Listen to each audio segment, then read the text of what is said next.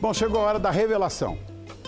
Vamos abrir o programa de hoje na companhia desse historiador brasileiro, que é autor de vários livros, professor da Unicamp, e embora ele tenha formação jesuítica, foi católico praticante durante a sua infância e parte da juventude, ele atualmente é ateu.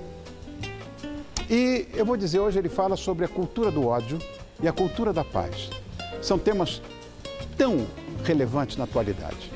Eu estou recebendo, para minha alegria, a sua também, Leandro Carnal. Obrigado, querido. Você está bem, Leandro? Boa noite, Rony. Boa noite. Tá bom? Muito bem, obrigado. Muito bom te ver. Só te leio no Estadão o tempo inteiro, leio teus livros, agora estar contigo do lado é muito melhor. Ao vivo. Ao vivo. Leandro, meu irmão, a gente vive tempos muito difíceis de intolerância, seja nas ruas, nas redes sociais principalmente, é uma maluquice aquilo, ou em casa às vezes, né? Então, tem manifestações de ódio, essas coisas. E isso são novidades na nossa época ou sempre existiram? Na verdade, o ódio, Rony, ele é muito antigo. Se você pensar na nossa construção sobre a origem da família, através da Bíblia, que é um livro definidor da cultura, por exemplo, Caim matou Abel. O primeiro homicídio da história ocorre na primeira família da história. Ao longo de todo o Antigo e do Novo Testamento, há muitas cenas de violência, cenas de agressão, mostrando que o ódio é histórico, é tradicional. A repressão de Roma, a revolta de Espartaco, a repressão dos nobres franceses, a Jaquerie, a revolta dos servos, é sempre muito forte. O que mudou agora é que, em primeiro lugar, nós temos armas para matar em maior quantidade. Por isso que os grandes genocídios são do século XX. Segundo lugar, graças à internet, eu posso ter acesso a uma escala muito maior de propagação do ódio. A internet não criou nada, mas foi o trilho dentro do qual o ódio pôde prosseguir. Você sabe, Leandro, até cada vez mais comum na internet, que você está falando de internet, a incitação ao ódio, principalmente em relação às minorias, né? Brigas por causa de política. Ninguém respeita a opinião do outro. As redes sociais, na minha visão, contribuem muito para o aumento dessas manifestações de ódio. Não sei se é essa a sua visão. Porque, em primeiro lugar, como é analisado por muita gente, Rony, quando eu posto na internet, eu retiro o meu eu objetivo, eu retiro a responsabilidade. Quando eu agrido alguém ao vivo, eu corro riscos. Quando eu agrido na internet, eu posso ser apenas um avatar, posso ser apenas um apelido. Eu posso lá agredir quem eu quiser e assino, ao invés de Leandro Carnal, Tigrão 63. Pronto. Sim. Eu estou livre, eu estou isento, eu posso bloquear, eu posso controlar. E aí há que se perguntar, eu não tenho uma resposta, talvez um bom psicanalista tenha. Quase sempre em que alguém está discutindo com alguém, vomitando insultos, não está discutindo aquele tema. Não está discutindo o ponto da questão, está trazendo à tona muitas coisas que podem ser de insatisfação sexual, a agressividade diante da sua própria vida ou intolerância com a sua própria existência. Quase nunca, quando alguém discute, está discutindo aquele tema. Resta saber o que as pessoas discutem quando discutem política, futebol ou quaisquer outros gostos. Leandro, eu li inicialmente 2 livros seus. E quero ler esse terceiro, O Inferno Somos Nós, que você escreveu com a monja Cohen, que teve ontem aqui. Querida, eu sei que você gosta muito dela também. O que você quis dizer, o que vocês quiseram dizer com esse título? Nós tiramos de uma famosa peça de Jean-Paul Sartre, que é Entre Quatro Paredes, a ideia de que o inferno são os outros. Essa ideia ela é naturalmente interessante na peça existencialista, porém, a partir de um pressuposto, inclusive budista, o inferno só é o outro se você permitir. Então, o inferno somos nós. Como lembra a monja, a dor é inevitável, o sofrimento é opcional. É como eu interpreto, é como eu aceito, é como eu entro em um jogo, ingresso em uma gramática do outro para poder odiar. Ou como eu digo, sempre veneno só funciona se você beber. Eu preciso entrar no jogo do outro, ao contrário de outras manifestações. Né? E eu me lembro uma vez, eu estava conversando contigo, lá na casa de um amigo comum nosso, do Marcelo Cunha, lá em Indaiatuba, e eu estava muito assustado com o Trump. E eu cheguei para você e falei, Leandro, isso aqui é uma coisa de rednecks. Você disse, não é redneck não, Rony. E começou a me dizer um monte de coisas que estavam ligadas à eleição dele e que não tinham nada a ver com os rednecks, com os caipiras de Arkansas. Não era isso, né? Então, e essas manifestações cada vez mais violentas, além disso, que, claro que o Trump está representando essas pessoas, mas essa coisa de matar por causa de jogo de futebol, isso não entra na minha cabeça. Na política, o que é isso que nós estamos vivendo, Leandro? Eu lembro dessa conversa e ela foi muito interessante. São duas coisas. Primeiro, tudo seria fácil, Rony, tudo seria maravilhoso se todo assassino, se todo serial killer, se todo ditador fosse apenas um psicopata. Nós sabemos, inclusive pelo livro da Hannah Arendt sobre o julgamento de Eichmann em Jerusalém, que o mal é muito mais banal do que nós supomos. A maioria dos nazistas, há loucos no nazismo, a maioria dos nazistas é de gente trabalhadora, pontual, religiosa e bom pai e boa mãe de família. Isso é a maioria. Então, infelizmente, o ódio vem de uma expressão que está em livros como, por exemplo, O Senhor das Moscas, que narra a chegada de um grupo de educadíssimos estudantes ingleses que, sem autoridade, perdem completamente a noção das coisas. Então, a eleição de Trump não é a expressão de um caipira do interior dos Estados Unidos, até porque os americanos tem a menor proporção de grupos agrícolas em relação ao total da sociedade, já que a agricultura americana é muito eficaz, ao contrário, por exemplo, da Índia, que uma grande parte da mão de obra está no setor primário. Nos Estados Unidos é uma pequeníssima parte. Tem muita gente Wall Street, tem muito intelectual universitário, tem muita classe média que está assustado com a imigração, com a violência, com os debates sobre gênero e encontrou em Trump uma salvaguarda para isso. A segunda questão que você levanta, que é fundamental, é aquilo que a gente já disse há alguns anos no trágico episódio do índio Galdino queimado em um ponto de ônibus em Brasília. Um playboy não mata um indígena queimado. 3 ou 4 reunidos matam, porque eles perdem a identidade da responsabilidade. Uma pessoa jamais bate em outra pessoa com um ferro na rua, mas uma torcida organizada não é uma pessoa que está batendo. Quando eu diluo a responsabilidade, quando eu deixo de ser um indivíduo responsável, histórico, eu passo a ser um grupo. Aí eu explico o comício nazista, eu explico a torcida organizada, que incitadas por uma liderança ou não, partem para a ignorância, porque aí é uma forma de eu exercer poder sem me responsabilizar. Existe, olha isso aí, existe até uma filosofia contemporânea, e você como filósofo já deve saber disso, que se chama-se síndrome da matilha. Quer dizer, as pessoas juntas partem para os mais absurdos. Olha que coisa medonha. E as pessoas, por que, gente? Se o esporte, na verdade, devia ter uma função diametralmente oposta a isso aí, não é? Uma coisa de congregação e tudo.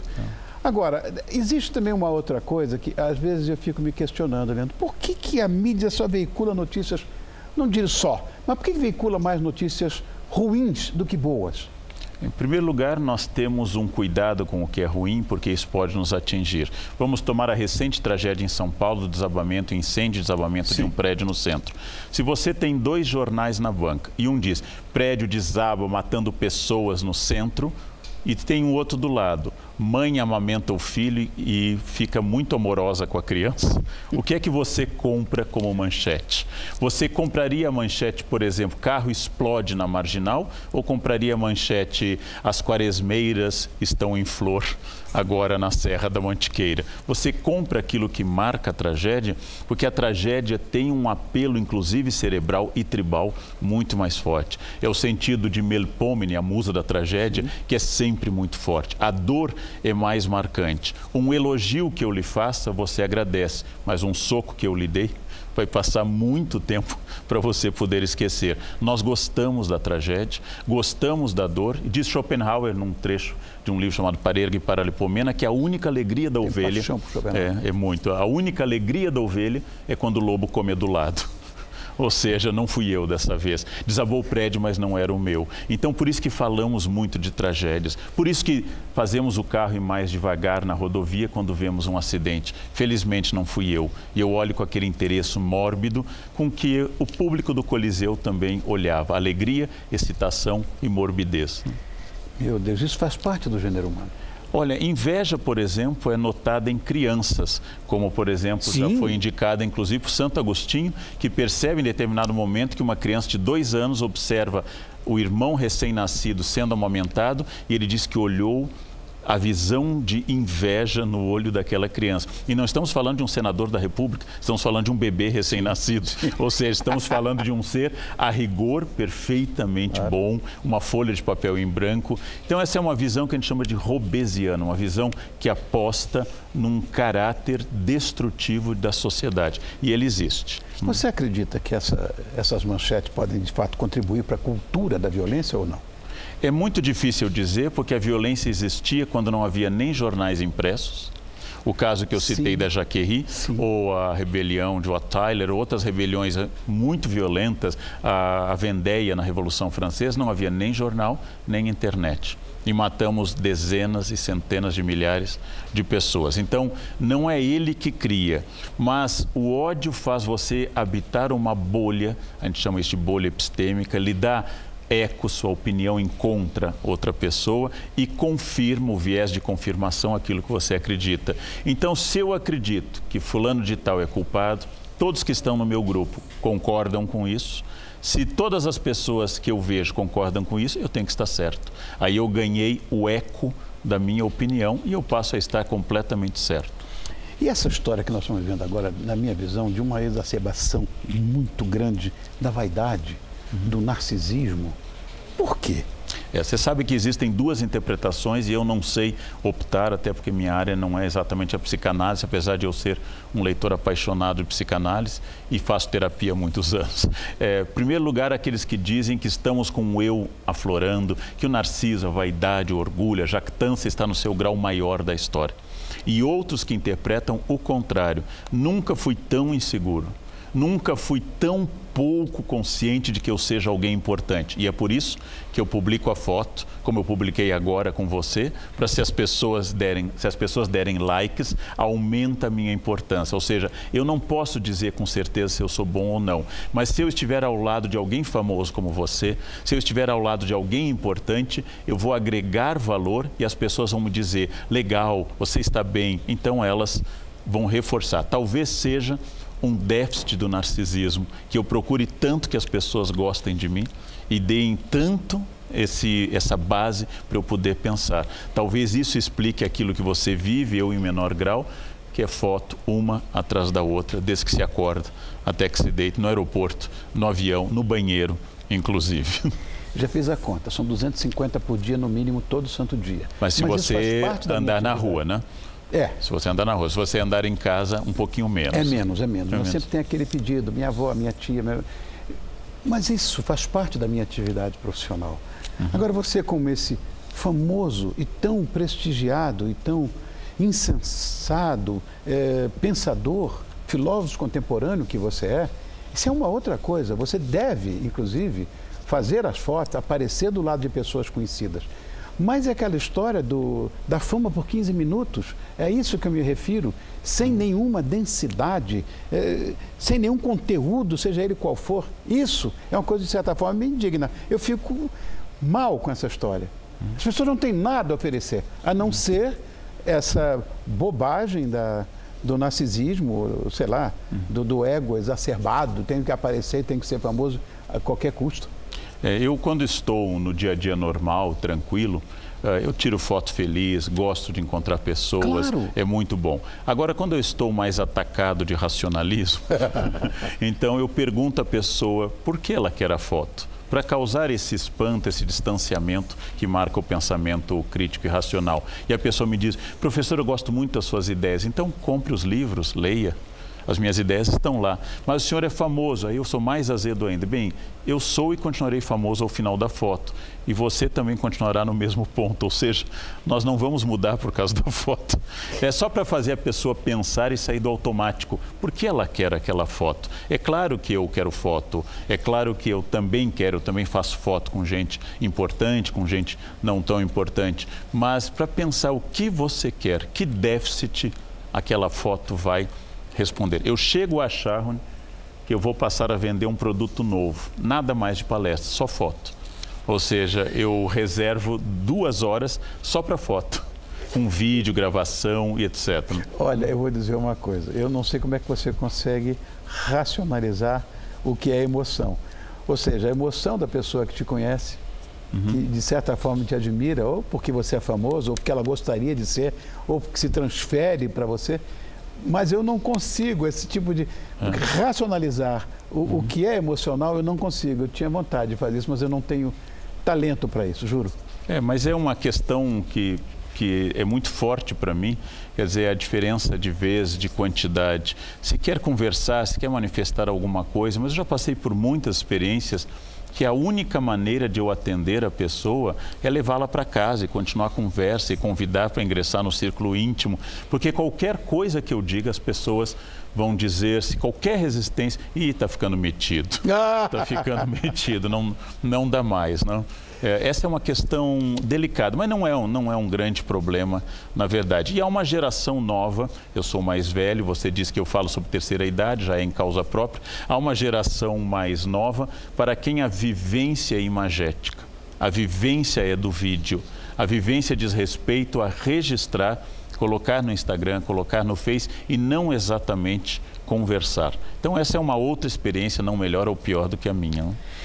Na minha época de juventude, como todo garoto que tem essa visão da solução da problemática humana através de ideologias ou coisa que o vale, eu andava com um livro de Sartre debaixo do braço e de Simone de Beauvoir do outro. Era beatnik, eu era existencialista e eu aprendi com ele uma coisa que talvez seja muito dura, que o medo tem a ver sempre com a autoridade e o controle sobre a população. Se as pessoas não temerem o seu líder, não vão respeitar. Ele falava isso. Isso acho que foi no Le Mur, né? O Muro. Eu acho que ele falava isso. Você acha que isso é correta, essa visão?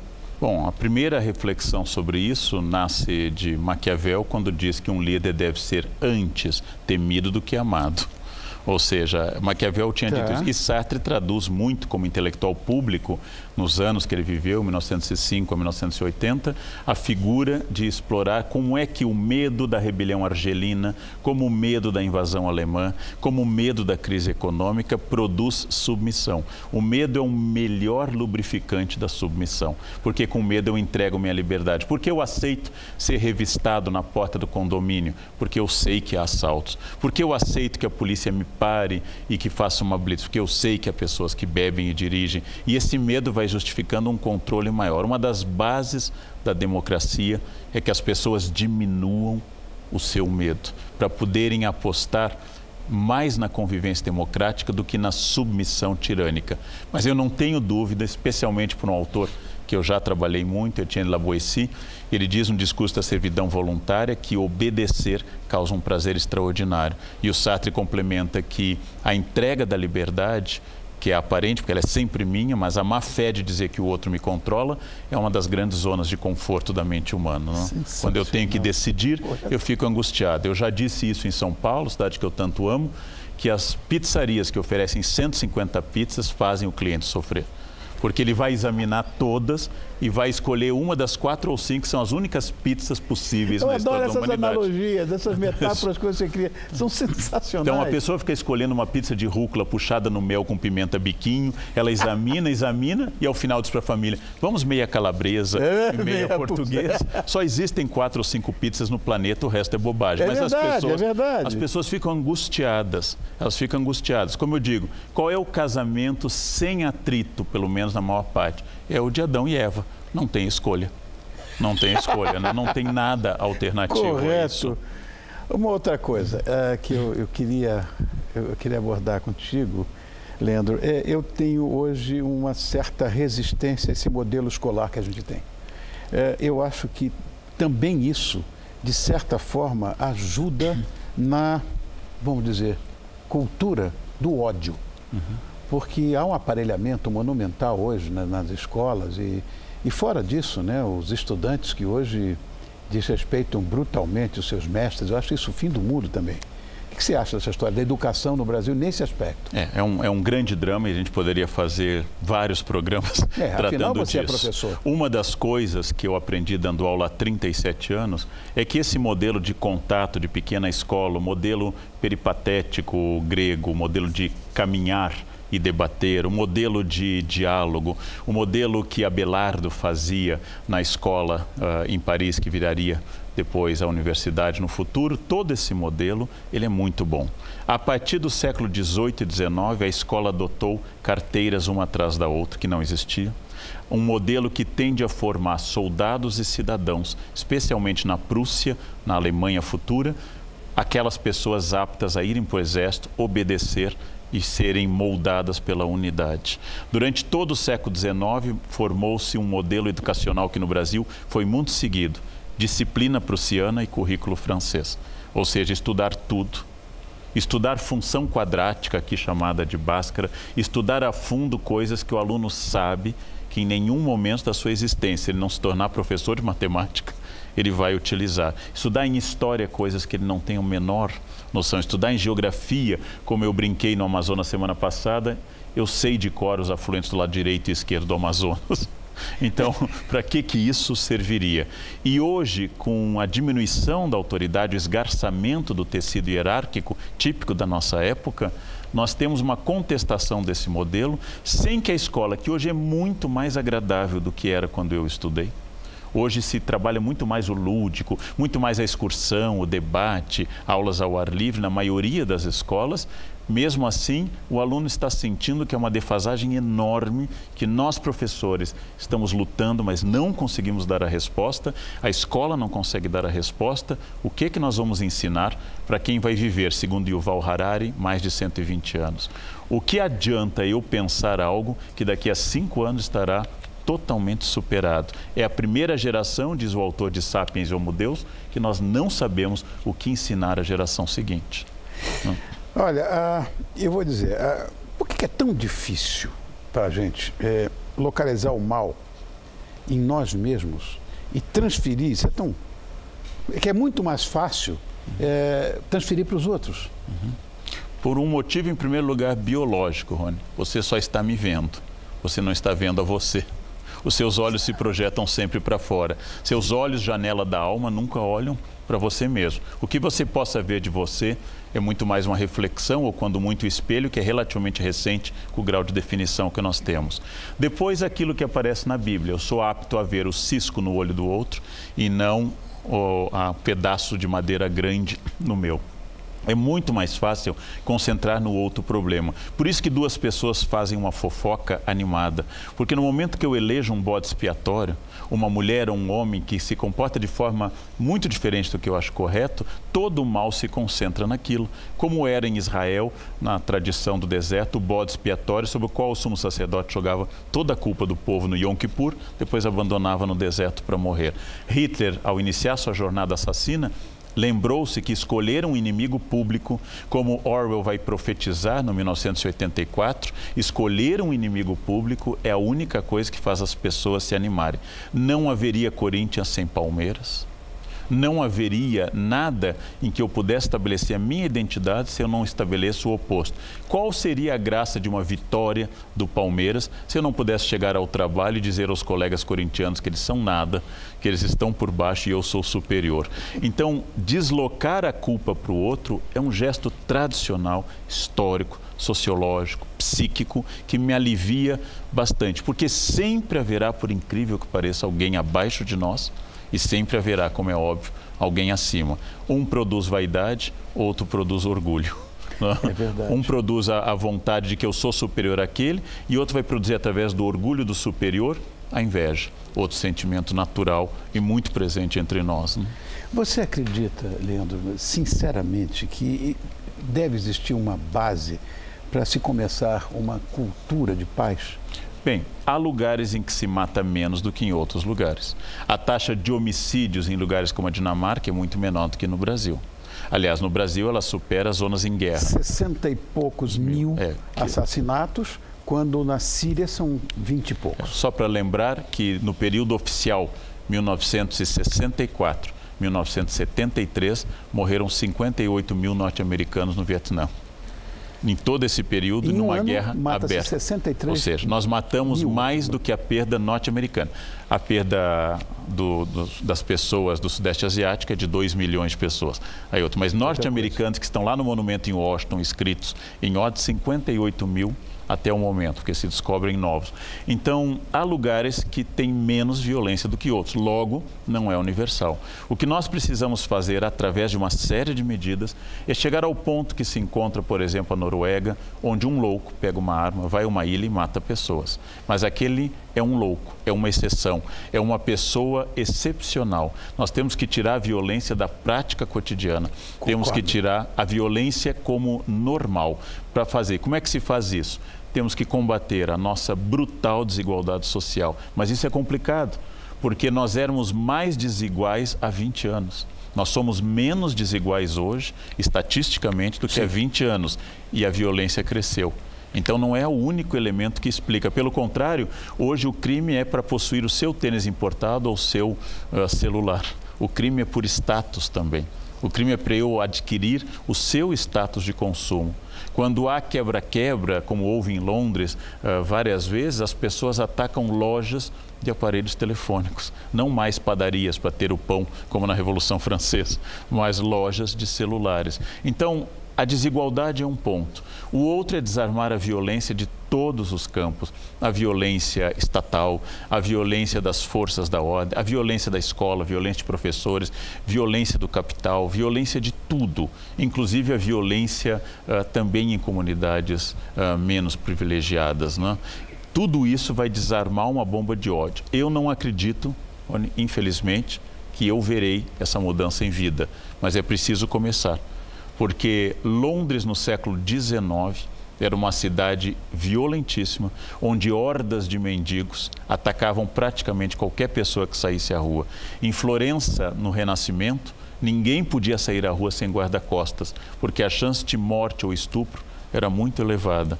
Então, as cidades melhoraram. Então, é histórico. Sendo histórico, pode ser transformado.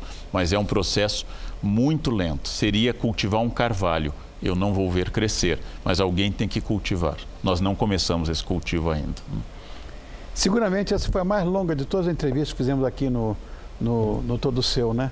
Foram duas pautas, né, numa só. E daria para muito mais, Leandro. Mas eu estou aqui falando com o diretor, está falando comigo aqui. Você estourou tudo, Rony. Duas pautas. Resta-me apenas te agradecer, Leandro, mais uma vez pela sua gentileza de ter vindo aqui. Essa casa é sua, você sabe. Eu adoro você, te leio sempre no Estadão, te falei, eu assino o jornal.